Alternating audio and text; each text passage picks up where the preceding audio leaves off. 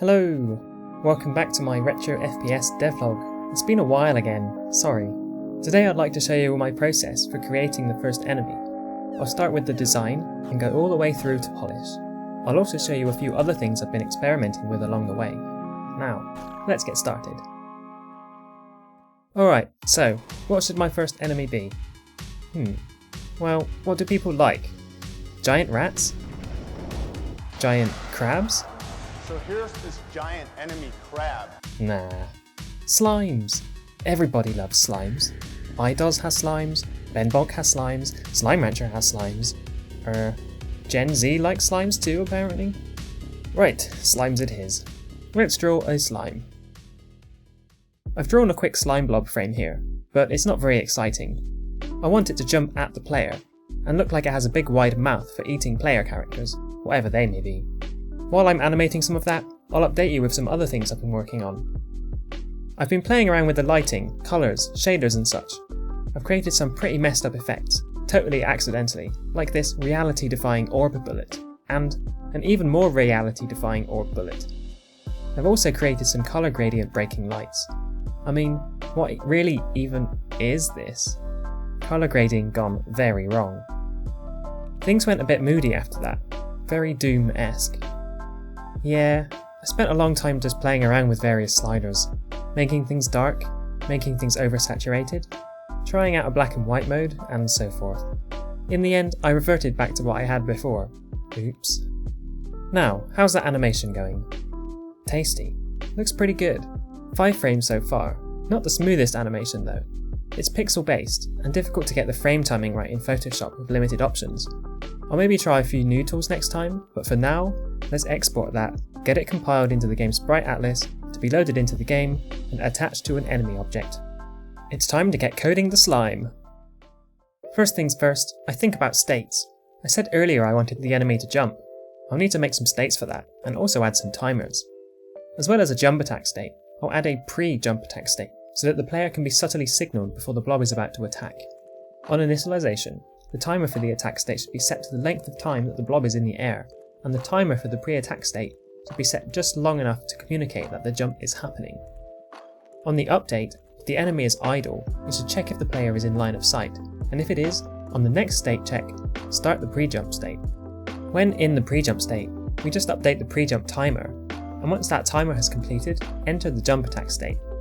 Sorry if this is all a bit complicated, but once in the jump state, update the blob position based on the direction to the player target. Once it's finished jumping, revert back to the idle state and start all over again. That's kind of it for state changes. We do need to load the sprites in and make them render though. In my engine I have a thing called Animation Frame List, which, perhaps obviously, holds frames for an animation. I'll create one of these for the animation frames I drew earlier. I create these statically though, so there are not unique memory allocations for every enemy. The enemies reference these static frames. As usual with my static stuff in C++, define the initial state at the top and then allocate if null in the constructor. Load the frames into memory with a helper function. The asterisk here is replaced with a frame number, and the numbers 0 to 6 are passed also because there are 6 frames starting at 0 index. Alright, now everything is in memory, we can get these rendering for the enemy. This won't be much longer, I promise. The enemy currently has a getFrame method which returns the current frame based on the state. I can't say this is a very good way of doing things. It's definitely a remnant of the multiple game jams that form the codebase so far. I don't usually do things like this, but since this is what we have, I'll stick with it, and refactor it later. What I'll do here is return a frame from the frame list based on the jump timer I defined earlier. I'll use some easing on the timer here so that the frame speed ramps up and slows down towards the beginning and end of the jump. This will also have the effect of playing the animation once towards the apex of the jump, and then playing it in reverse on the descent. So let's have a look in game. Will it compile? Probably not, but I hardly doubt you care about the error messages. Oh, you do? Errors, errors, so many errors! So that's fixed now, and here it is in game. It doesn't quite work. It looks like I've missed out the line that updates the jump state timer. I'll just fix that and run it again and... Oh god, kill it with fire!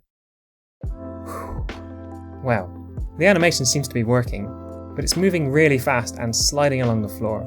Let's decrease the speed from 7 down to 3, and, well, yeah, it needs to be in the air for the jump period too.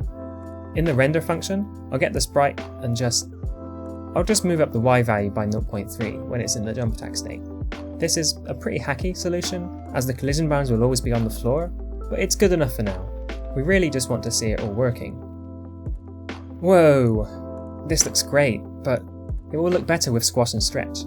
I'll add squash at the beginning of the jump, stretch in the middle, and squash again on landing. To do this I add two more timers, one for squashing and one for stretching. While we're at it, let's make the sprite scale bigger based on the jump attack, 2 times the scale, for more danger and more menace. The result is quite extreme, but I like it. It could be improved again with some anticipation, telegraphing when the enemy is about to jump. This would all usually be handled by animation state trees in Unity, with a nice visual editor, but since we're in C++, we have to set up the states ourselves in code, and fine-tune the parameters and timings by hand. Good job I set up the pre-jump state earlier. Just adjust the render scale some more when in that state. Alright, so what's next? Time to add some spice to these events. Little puffed particles when jumping and landing, I reckon. Extra flair. Back to Photoshop. While I'm doing that, I'll update you on some more tangential stuff. I've participated in Ludum Dare 47 and created a seamlessly looping shooter, Space Loop. This is one of my favourite jam titles so far. It's really smooth, it's well rounded, and it's a great entry with loads of polish. I might try to combine it with this project somehow down the line. I've updated my indie game coverage bot, adding a moderation queue for all items, adding emoji reacts for approval and rejection. Check it out. It lives in my Discord and can live in yours too. Come join and talk to me about your own games. Links are down below. Anyway, I think those dust particles will be done now. Here they are. Same as before, export them, get them in the Sprite Atlas, import them into the game code, and then get them spawning. I've just noticed I don't actually support frame animations on my particles yet. All of the current particles are static frames that scale to 0. I'll just quickly adjust the class to use an animation for all the pieces. The static frames can just be an animation with one frame, of course. Let's see how it looks. Compile and run, and oh, it just looks like a fart. I'll need to spend some time adjusting. The pieces look too close together, and they will need some velocity. Tweak, tweak, tweak, tweak, tweak, tweak. One of the sprites needs flipping. Better. Landing looks good.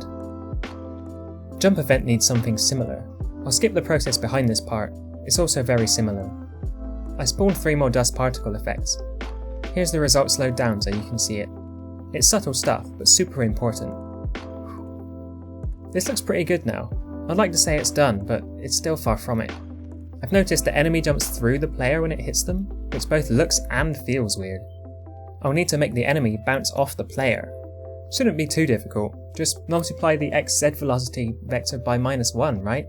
I've checked the game code, and remember earlier when I said I would just use a tween for the jump attack? This has come back to bite me. This means the player doesn't have such a value to multiply. Both the Y position and velocity are interpolated values based on timers. The player has velocity though, so for now I'll just knock the player back and come back to this issue later. What now? Well, when I kill it, its death sprite stays midair, so it looks like the state isn't being reset on death. Set it back to idle. Check. There is also no hit effect on the enemy. Let's add some jibs. Here's some code that spawns them. Jibs for this enemy are pretty similar to the dust particles. If I'm honest, they don't make much impact here.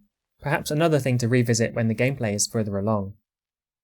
Next, I'll look at sounds. What kind of sounds does a grape make? I have no idea. I've picked up a retro sound effects bundle on itch.io recently, but for now, I will steal some sounds from my previous game, Toast Time. The only way to improve this enemy now will come from gradual improvements as more of the game ideas come together. Will they need sprites for different view angles? Things like that? Maybe. I'll need to design a few more enemy types first. Otherwise, improvements to its environment, its AI and state behaviour, pathfinding, and also perhaps things like the player's weapon, as well as adding health indicators and item drops. It'd be nice to machine gun down a whole bunch of these in one go, huh?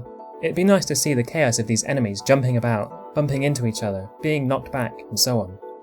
All of that, and more, will undoubtedly come in a future video. A lot has gone wrong on this journey to making the first enemy. There's historical technical debt from prototype code, things that will have to be changed in movement systems, states not being managed very well, and much more. At the end of my to-do list now, I have created more tickets than I had to begin with. This is just what happens in game dev, and I'm still getting used to it. There's still much to do, and so much to choose from. What would you like to see next? I'm thinking a video all about explosions. Leave a comment and let me know. Leave a like to help the channel and subscribe, and maybe hit the bell if you feel so inclined. Thanks for watching, and happy holidays!